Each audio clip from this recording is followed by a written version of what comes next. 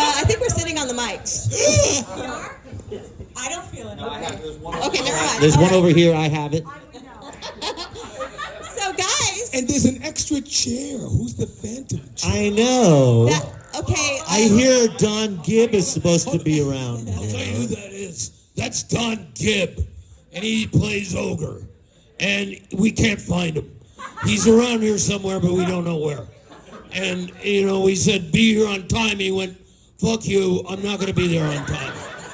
Because that's the way he talks to us. He says, I don't care what you're doing. I'm going to go, do whatever I want. I'm hungry again. Yeah. Stir diving. Yeah. Busy molesting. Yeah. Stir diving. So anyway, Shut up. I'm doing Don since he's not here. But when he gets here and he makes his entrance, nobody do anything. Stare at him, just like. Sir, can I help you? I'm sorry, sir. This is for the cat. Oh, you. Yeah. Well, I mean, truthfully, there is 2 extra chairs there because I'm bad at math, apparently, and I threw out an extra one and blame it on the California public school system. Okay. I thought you did that because Don's the biggest of all of us. Well, that and could needs also be 2 true, chairs. but it's not true. I'll take the hit. I miscounted. Okay, so as per usual, I'm going to ask you questions about things that aren't nerd related. Oy vey. And then Oy vey. And then we're going to the audience, okay? Okay, we'll start with Larry since he's on the end. Mr. Larry, sir. Yes. All right. Can you please tell us about working on Space Camp? I mean, that had Terry O'Quinn, Leah Thompson, Kelly Preston, a bunch of people in it.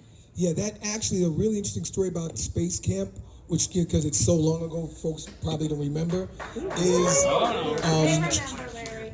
was actually the first film for 20th Century Fox filmed back then, and it was going to start their division about 30 days before the film dropped. The space shuttle blew up, which kind of killed the climate for space shuttle movies. Excuse me for a second.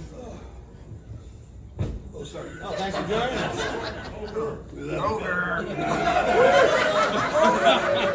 Did we wake you? Yes. Ryan, which one was left in the horse?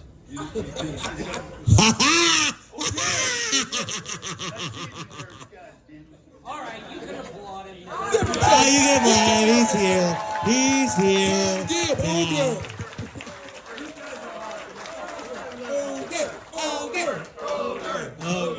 He just made the late appearance because he wanted the applause all to himself. Yes, that's our Don. Now, That's before our. the interruption, Larry B was telling an interesting So How much they love me? Oh, fuck. We were in the middle of something. Yeah, so late, yeah. yeah, well, but we know you and still love you. I love you guys. I didn't mean it on purpose. It was the bathroom, and should I talk about it? TMI. Number 2. Yeah. Number 2. Yeah, so Can I explain the whole thing then? How loose it No. no, we're not really into the details. And then you can tell them about I'm taking this. I know. I'm taking this bowel movement. Yeah. Stop laughing. I'm gonna stay away from that. So Space Camp. But Space Camp. So what happened was 30 days before sport, a couple months before the movie dropped, the space shuttle blew up, which killed the climate for space shuttle movies, obviously. Speak up. So what happened then was they didn't release it for like a year or two, but then something else happened. Cable was born, and HBO, it ended up being one of the best movies that started the HBO platform, because HBO at that time was known for R-rated movies and hearing stuff that you couldn't hear, and they didn't have any kid fare. So it ended up running on HBO for like 2 years. It was like one of the biggest films on HBO. Twice a day, usually. Yeah, and another interesting thing is I actually got to see a space shuttle launch. They flew us to Florida, Cape Canaveral, to see a space shuttle launch, and we actually went to the actual space camp. For you guys who want to be astronauts, it is a brilliant experience. It really is. You think you know what a rocket is, but when you see it on TV, it's this small. When you go to Huntsville, you cannot believe how big this is. You have a whole new respect for the folks who go on top of that in front of, in fact, one of the astronauts, they said, what do you think? What's the last thoughts right before you lift off? He said that everything in here was built by the lowest bidder. Oh, God, that's hilarious. And okay, go! That's really funny. All right. Andrew, Hello. you know, we talked about this before. I had you sign a picture from it. It just tickles me so much. We've got to talk about again about TV 101. TV 101, yeah. A television show you did when you were how old? That was 1989, so I would have been 17. Right. Yeah. Guys, if you don't know, it co-starred Matt LeBlanc, Stacey yeah. Dash, Terry Polo, a whole slew of people. My best friend Bryn Thayer. Bryn Yes. Thayer, yeah. Bryn Yes. Thayer was in it, yeah. And so many more. Sam Robards. Anyway, She doesn't have best friends. can you talk about your experiences on that show? Unfortunately, it didn't last that long, but I love it. Yeah, we were all excited about it. It was like CBS's like big show for that thing. They were really behind that and Murphy Brown, and they had. I remember we got brought to CBS and had a whole big like party and like a I don't know. It was this whole thing, and then the show just never got traction. We were up against Head of the Class and what's the Quiet. Quiet. You know what? We're in class now. I know, but We're listening. you know I've got 5 seconds here. I have to talk again. Panel 101. Over again. No it's mumbling. TV 101. It was a great show. It's on YouTube. Go check it out. Yes. It is, by the way, it's on the Dolls of Horror YouTube channel. There's a playlist dedicated to it if you are interested, okay? Please check it out. It's fun. There was even a Revenge of the Nerds reference in one of the episodes. Wow. Yeah. Yeah, you know, someone was picking on him, and then someone was, you know, went from being a nerd to a popular, and they're like, what is this, Revenge of the Nerds? And you're like, I'm sure they slipped that in there just for me. Yes. okay then, Curtis, darling. Curtis, You know what? I'm You're next. See, Larry got to tell the Get the story mic. about the astronauts, but I wanted to tell the story about the bathroom. we're getting there. Donald. See, I always feel like slighted. You know what I'm saying? Okay. That's what happens when you're late, I sir. know. I shouldn't have come. ADD or ADHD. I should not have come. HBO. I have every letter of the alphabet wrong. Curtis, we are. Like I'm gonna kick your ass. You're going out of here. I ain't playing, man. I'll crawl under your legs and get away. We're in Chicago. Well, we're in Rosemont, but we're Chicago adjacent. You filmed here I did. and Risky Business. Risky Business. Talk about experiences filming in Risky Business in Chicago and the surrounding areas. Well, it was in the suburbs mainly, and it was my first movie, so I was very excited. And I actually wound up keeping a lot of that in my head because I assumed I'd only done theater at that point because... Anyway, no, nothing. Private joke. There's another story coming. I had only done theater, and so then I got this movie, and I thought that's weird. So I came here and I started keeping a journal on the first day, and I actually remember my thought process was I have to write in this journal every day to remember what making a movie is like, because then when I'm old and I have grandchildren, I can read to them from my, can you believe this? But that's what I thought. So I kept this journal for the whole time I was here, every day. And I still have In your it. book? Yes, it is in my This yes. book is amazing. Yeah, it's also out of print, but And we can get it at your table, right? you can. Can you believe We can Curtis get it at your Armstrong table. is saying No, I he still never have thought it. he was going to do another movie I still again? have. Right? After Risky Business is his one and only? Curtis Armstrong? What? I said, can you believe that Curtis Armstrong was writing in his journal thinking that's the only movie he's ever going to do? Yeah. No, I did, and but you know, it was exciting, and being in Chicago, which I'd been to Chicago before. I'm from Detroit, so we would go there. But it was just exciting being here and doing something so odd as making a movie. Amazing. Thank you. Julia. Okay, we're at a horror con, of course. Oh boy. You did one called The Kindred. I knew you were going to ask about The Kindred. Okay. Hey, I've been waiting a long time for this one. Okay. Well, this was the one horror movie where I had to be covered for. This is the only one, maybe thank God, that I was covered in monster goo. I have a fabulous picture at my table. Oh, I have a fabulous picture at my table that I try not to show anyone of me literally with this monster slime. And, yeah, it's very, very, very beautiful picture. I think I fell in a pit or something with the monster, and luckily, with my climbing skills, got out. Yeah, crawling out, and I'm like really gross looking. Like a blockbuster. Yeah, it was a blockbuster. But we had Talia Balsam in it. We had I wish I could remember all the who else was I was just talking to somebody at the con about it. They're like, "We love this movie." I'm like, "Really?" I'm like, okay. It has gotten a resurgence on streaming. It has. It was on Tubi I may for a have to while. watch it. I may have to watch it. Yeah. But I did another horror movie called Girls' Night Out that people have come up to me and Don? what? Don, shush. It's my turn. He's so bad. Thank you for clapping. Yeah, I like that one. A lot of people like that one. Yeah. It's really funny. And that was my first movie in New York. I had finished on the soap opera, and like I think I left the soap opera twice. I'm like, okay, I'm done. And I got that movie, and we had a blast. It was my first experience, which was just a mere warm up comparison to being on location with these guys. So I mean, but that was a fun movie. Yeah. And you did Up the Creek, too. And up the oh god, but still that was only a warm up to these guys.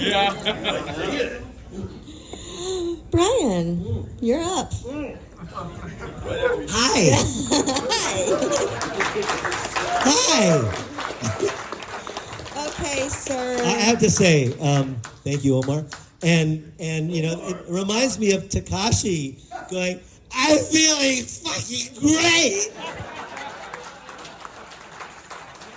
Story to follow later. All right.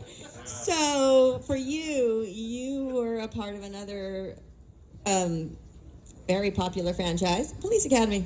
Yeah. Can we share about experiences, Yeah. stories from that? Yeah, actually, for those of you who've seen it, when I was a kid, back when I was born. No, it's not going to be that long. Yeah, I was this. I played Sergeant Callahan, his lover in the Police Academy movies. And what was interesting is I knew her. Her name's Leslie Easterbrook. I did who remembers Ricardo Montalban? Okay. So I did a play, The King and I, with Ricardo Montalban. He was the father. I've been the king. I become the king when he dies. Leslie Easterbrook played one of his wives. And coincidentally, she's older than me, but coincidentally, we're in this play, and I have twin sisters. She played the mother of my twin sisters, one of the wives of Ricardo Montalban. So we did this play in Los Angeles, and then we went on tour. So you're like a family when, you do a play, you know these people, and all of a sudden, after the play's over, you disappear and you don't see anybody. But you were a family up until that point. Yeah. So decades later, went along, I go to see with my friends on Hollywood Boulevard at the Egyptian Theater. I remember going to see the first Police Academy. And lo and behold, I see on the screen, there you are, my beautiful Leslie Easterbrook. And I thought, oh my gosh, I haven't seen her for so many years. She had done a bunch of stuff. She was Rhonda and Laverne and Shirley, a bunch of things. Anyway, wouldn't you know it, I was so lucky Warner Brothers wrote me in as her lover for subsequent Police Academies. And what was so great about it is because she did all the Police Academies, I was kind of indoctrinated into the cast. So I was an immediate family member, and it was one of the greatest experiences. I have to say, though, even an ensemble film, there's a lot of different personalities. It was great to be welcomed in, but nothing was like Revenge of the Nerds. Nothing as far as the friendships, the love, everything. This here is like The best. The best. Well, it was Anyway. built on you, so yeah. Anyways, that's my story. I'm sticking to it. All right. Bobby, Mr. Carradine. Okay, so I love this one. So let's talk about it. The remake of "I Saw What You Did," that also starred Tammy Loren, Shawnee Smith, and your brother. My brother David That's Carradine. right. Yeah. That's right. Can we talk about any stories, experiences on that set? No. How was it like working with your brother on It's that movie? great. I've worked with him Yeah. a few times, and it's always the best. You know, we go to the coffee table together. We're drinking coffee. They call us to the set. You know, we make them wait while we drink our coffee. And no, it was really great working with him. Beautiful. Were you living with him at the time that you were doing the movie? No, I was on my own by that time. Weird. Yes. Do you have any fun memories about working with the beautiful Shawnee Smith? You had some amazing scenes together. Shawnee Smith and I became an item. Ooh. Do tell. Tell, sir. Oh yeah, no, I was very much in love with her. I was working on a film in Italy. I flew her to Rome. Oh, baby. And Shawnee was pretty young. Yeah. And the drivers, when they got to the hotel with my daughter and Shawnee Smith, they said, which one's your daughter? I get that a lot. Robin the Cradle. Robert Carradine. Oh, Robin the Cradle. Oh, Brian, you're more brilliant than I've come to know how brilliant he is. Though, you know, I Done. thought he was a dunderhead. Okay, he wants his turn. Give him the mic. No, God. You know what? I don't want to talk anymore because you guys don't like me, so I'm not talking. Fine, Don. Fine, Don. Fine, Don. Well, I'm still going to ask you, and you can ignore me. Yo, What? I have no attention to that. Really? we all know that.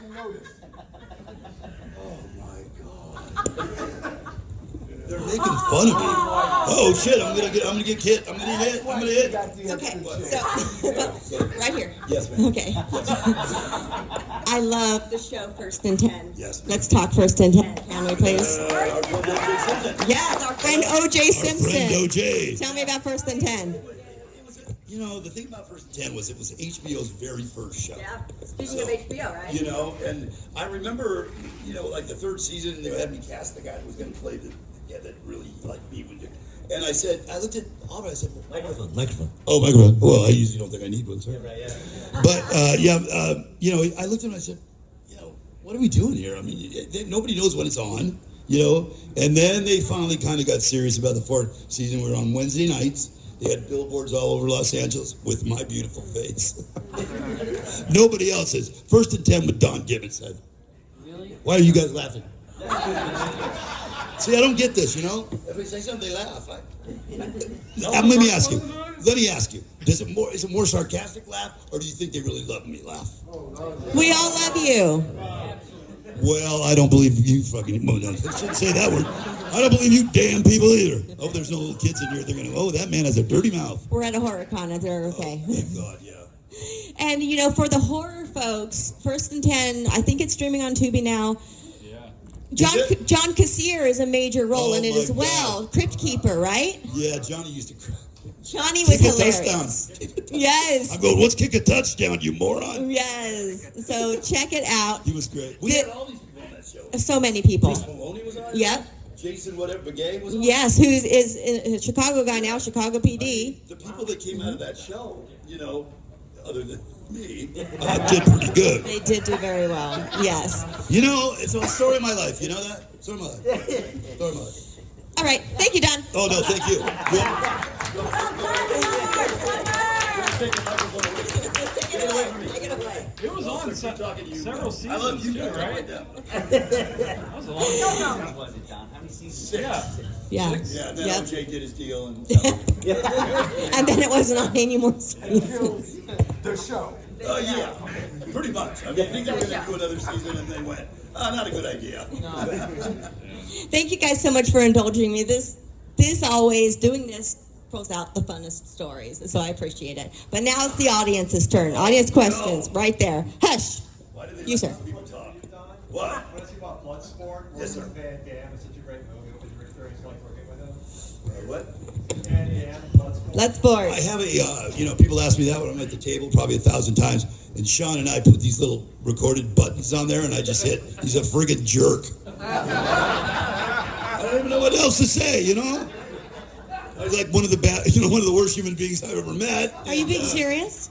Oh, it's horrible. Oh, that's terrible. See, we don't know when you're joking or being serious Well, anymore. no, because that's what I do. I like to make people not know if I'm serious. That way they're scared of me, sort of. Exactly. Yeah. I plan on, listen, you guys think I'm dumb. I plan all this shit out. I'm not kidding you.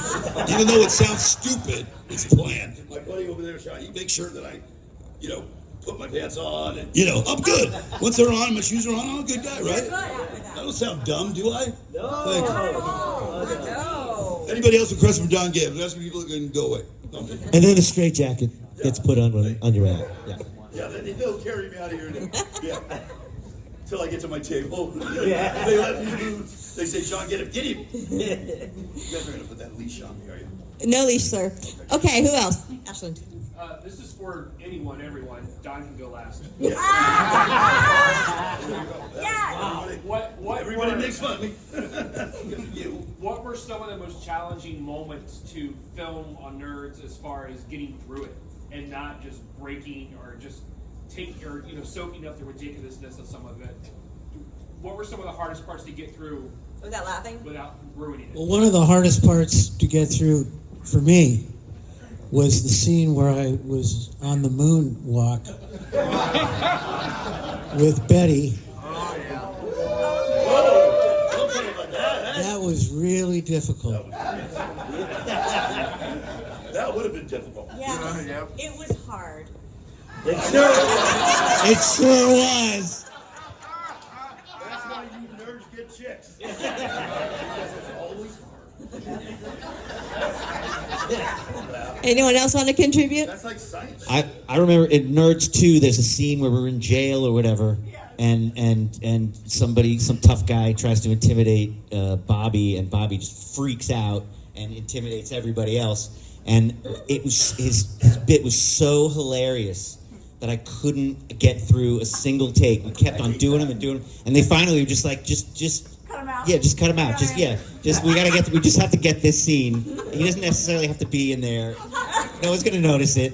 I was still in the scene, but like not for that shot, because I could not keep it together. It's just hilarious. I can't even describe I forgot about that scene. I really let loose on that guy. Well, I cussed him out, basically. Yeah. Oh, Don has a story. Thank you. Get off your phone, John. I'm not on my phone. Julia, you know what? We're all of a sudden one of us is going to be missing, and it won't be a guy. Guy. Uh-oh. But I always tell you guys this story. It's like, I think it was the second one, right? When you guys are all talking about speed of light and all this bullshit, and I'm laying there thinking, God, what am I going to say? So all of a sudden I go, what if CAT really spells a dog? The whole crew started running, and these people have seen me for 2 months, so it's funny when they run away and have to go. And the director went, you can't laugh! Yeah. And I'm like, well, I'm pretty funny. So if there's one person in this panel that's missing today, you'll know who it is. Thank you, Don. Thank you, Don. Anyone else want to contribute to that answer? What was the question? Hardest, most difficult scene to get through without laughing, if you have one. Oh, all right. In Revenge of the Nerds, I played Takashi, and there is the Greek games where we are against the everybody else, the jocks, the alpha betas, everybody else.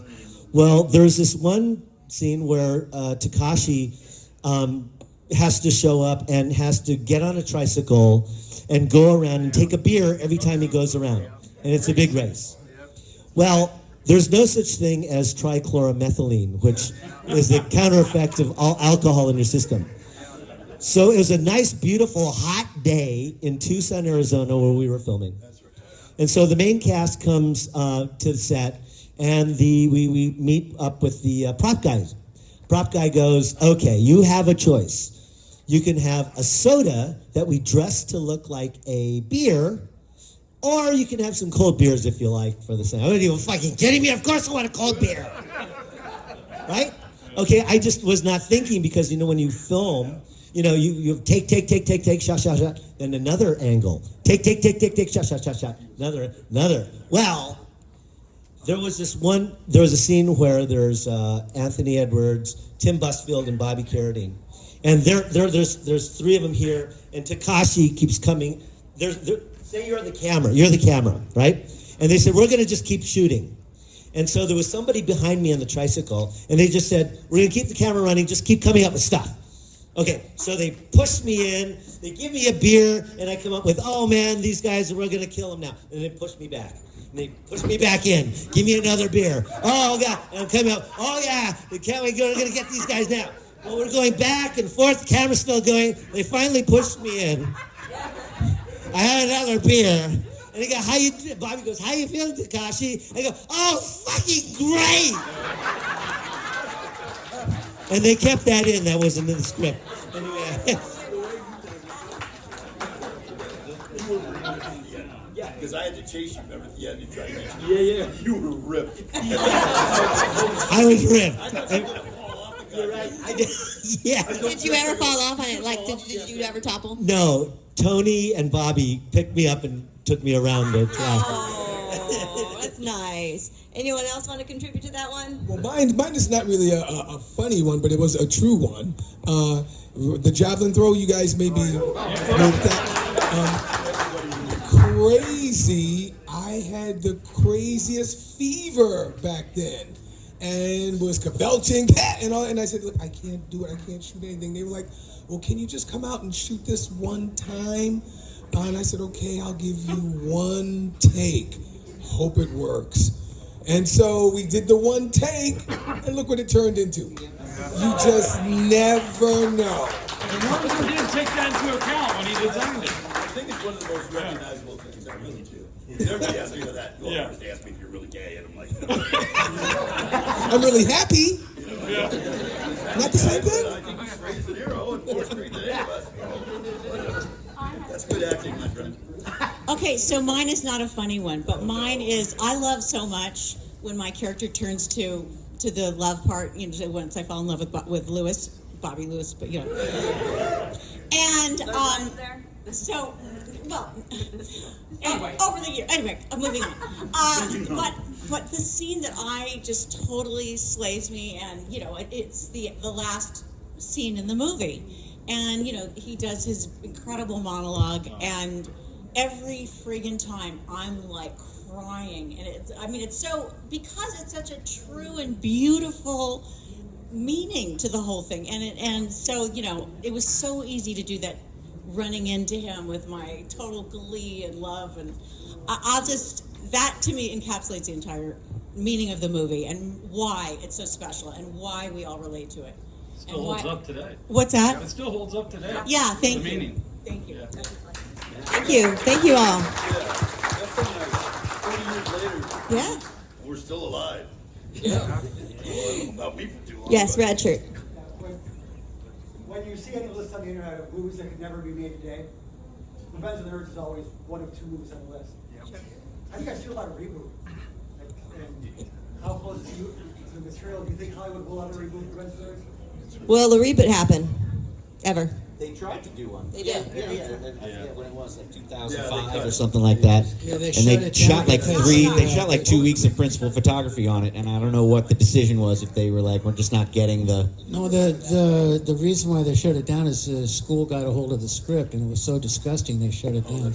It had nothing to do without we weren't in it. But the other part of that was the school, and it was a Duke or one of those. I can't remember. I think it was Duke. It was Duke, where they were shooting it, and they got hold of They had been given a fake script, which was very mild and with all of the disgusting stuff excised. We did the same thing at University of Arizona. They passed. Yeah. A different version? Jeff Canoe told me this, that they had a fake version of the script because they knew the university wouldn't sign on to letting us shoot there, and have their students as extras if there was anything untoward about the script. So they faked a script and gave it to them, and they said, "Oh, this is fine, sure." You know, Be topless. So- Hair pie, whatever.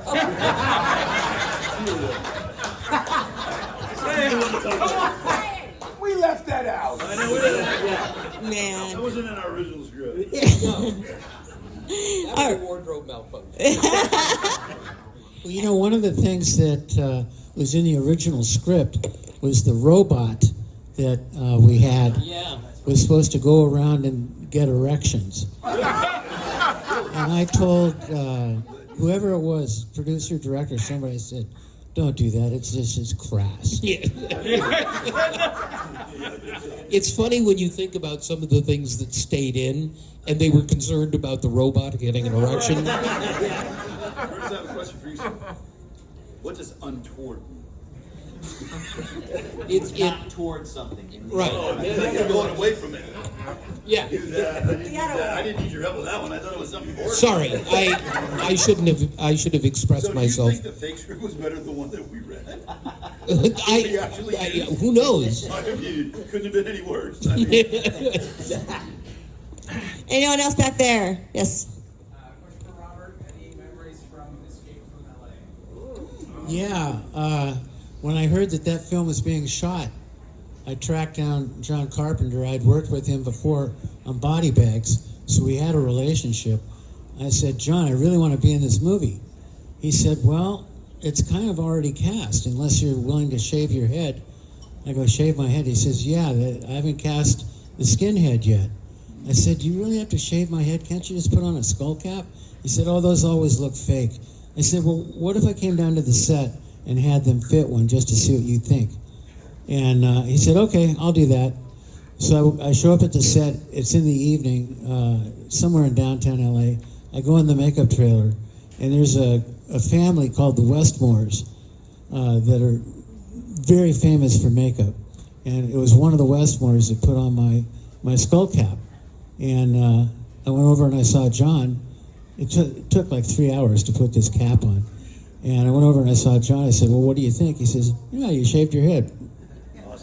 that's awesome. That's great. So that was Escape from LA for me. I just want to add the Westmores, a famous makeup dynasty. The Westmores also worked on his brother David Carradine's TV series Kung Fu, and they had a lot of experience doing skull caps for. So you couldn't get any better. You couldn't find any. I had the right Any group. better, the And right thing, group. The thing about the skull cap was they take like shellac and they shellac your hair down really tight to your skull, and it's like the active ingredient in hairspray.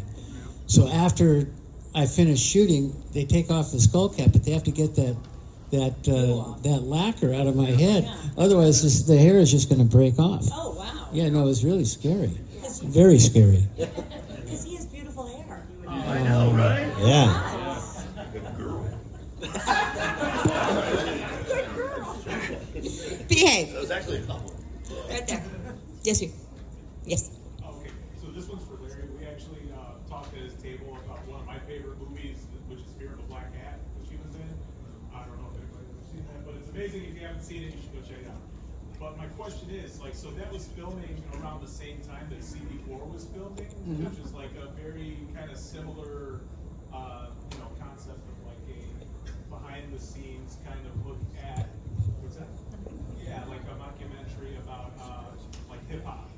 And I was wondering if you guys were like aware that those movies were being filmed around the same time. Like, if you guys were aware. No, well, when you're filming, I think that was done on the East Coast. It was, you don't know when you're filming what's being done. Sometimes you do, but for the most part, you don't know. And for those who don't know, Fear of a Black Hat is kind of like the rap version of Spinal Tap. So if you like Spinal Tap, this is the rap version of it. And I play Tasty. I'm gonna bust a cap in your ass. I'll tell you a real interesting story about Fear of a Black Hat. Is I had a Jerry curl wig, and Jerry curl was like really curly and wig bushy. And that time I like to go into character. So I wore the wig and tried to like get a date as Tasty. So I went to this girl and she was dating me as Tasty. And then when the film was done, I took off the wig, shaved my head. I said, "Hey, so I'm not really like that at all." She was like, "Click." I was like, "Wait a minute, I thought you'd like me as the click." But yeah, we didn't know. It was just different versions of, and it's almost like this. I mean, we did Revenge of the Nerds back then. There were a bunch of college type movies going out. You're aware of them, but you don't really know what's going on. You're just trying to do the best job you can. I think Fox said Johnny Dangerously was going to be their big movie. I guess it was filmed at the same time we were. No, it was Rhinestone was going to be the big one that came out. Was it Johnny Dangerously? Fox is all talking about how Johnny Dangerously can be a great film, boy, and she said, "Wait till they get our dailies." And they did. But I will say something that nobody, if you guys want to know some interesting stuff, one of the major reasons that Revenge of the Nerds was good because of that guy right there, Bobby Carradine. And he did something, and he deserved the round of applause.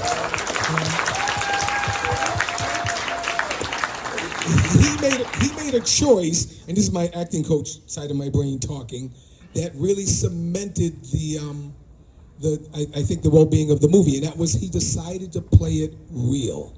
And if you go to his table, he's got a photo of him as Lewis, and it's a photo of him, and he's got the plaid pants and the protector. But what really got me was his shoelace was untied, and his sock wasn't even all the way pulled up.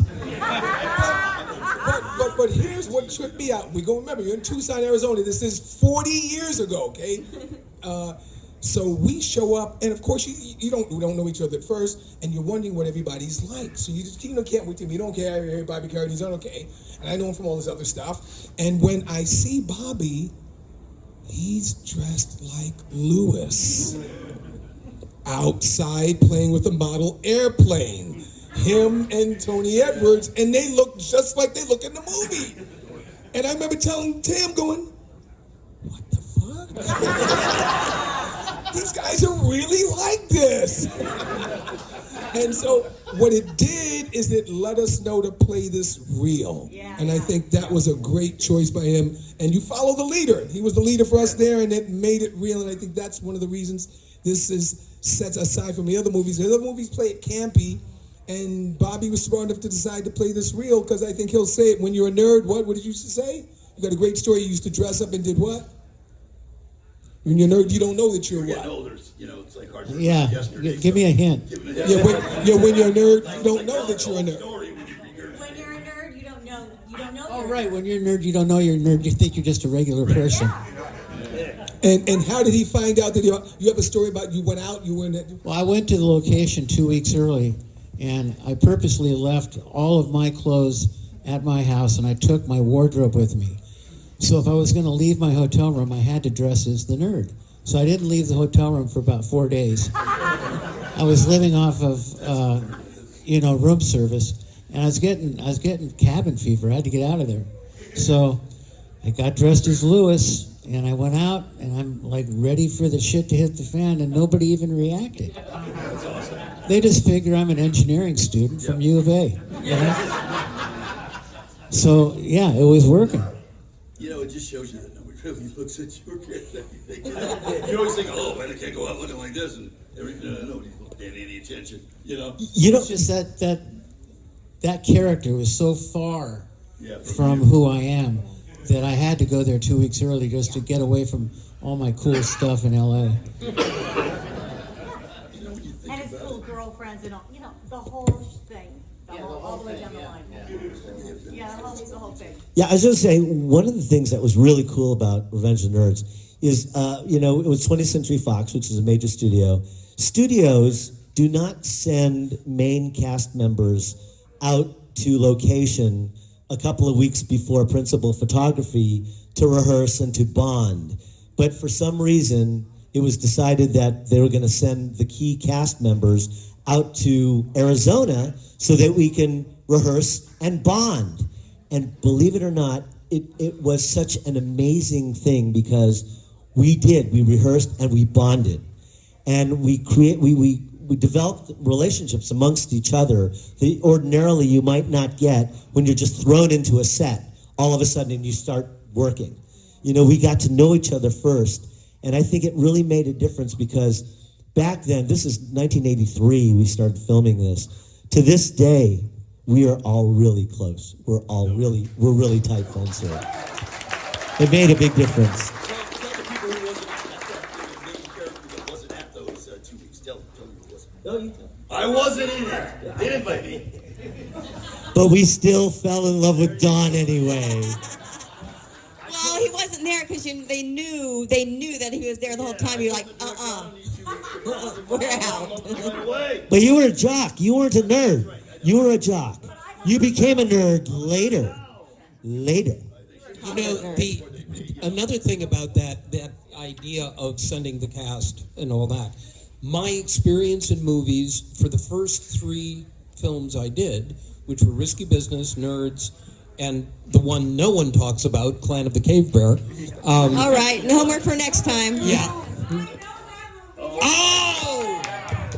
Wonder why they're called nerds. You're the first person I've ever met who could say that.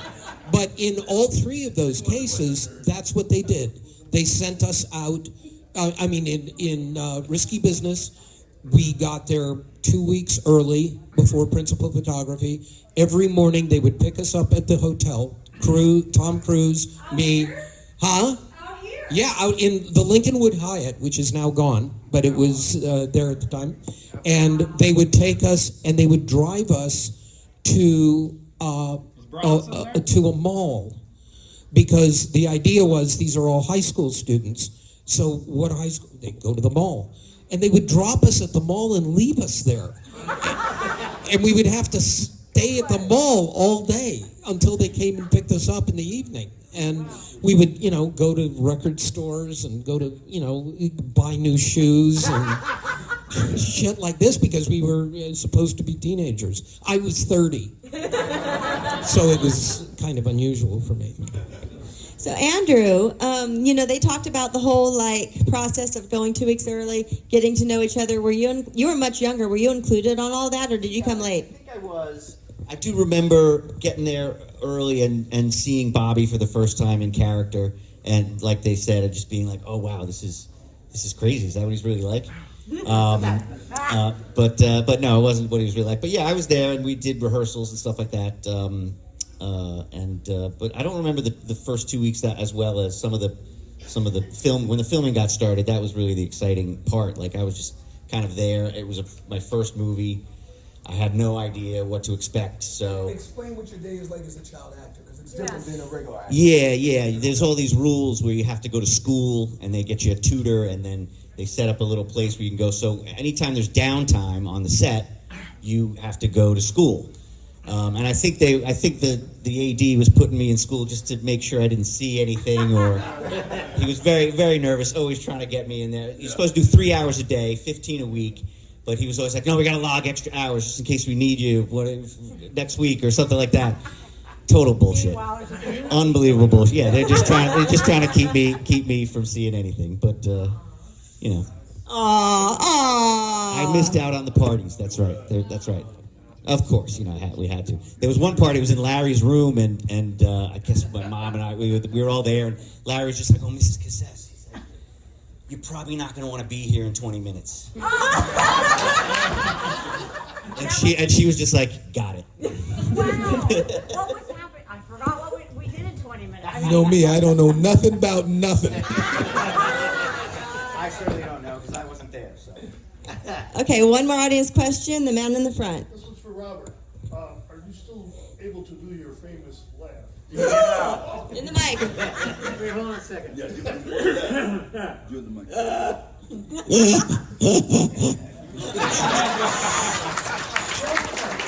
Okay, I'm going to wrap us up. This one is for Larry and Andrew. Yes. Can you take us out with your song?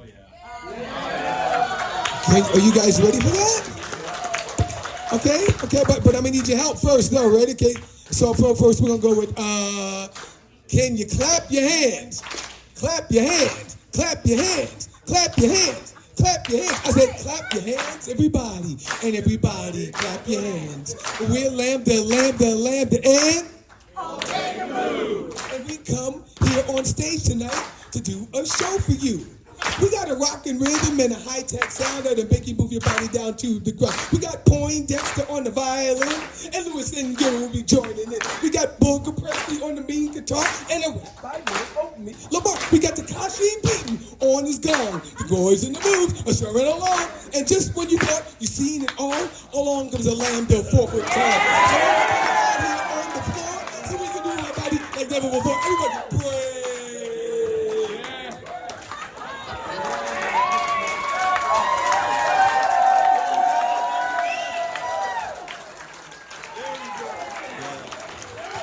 You guys are the best. You are the best. Nerds, nerds, nerds. Thank you, everybody. You guys are so great. We love you so much. Thank you. Thank you. All right, everyone, we're going to take a photo. Don't go anywhere. Can you still do it? Yeah, I can carry it. I can hear. Yeah. I'm not talking about between my legs either. Here we go. Ready? Nasty. Hi, UN. All right, thank you. Thank you guys very much. Thank you, guys. Thank you so much. Thank you.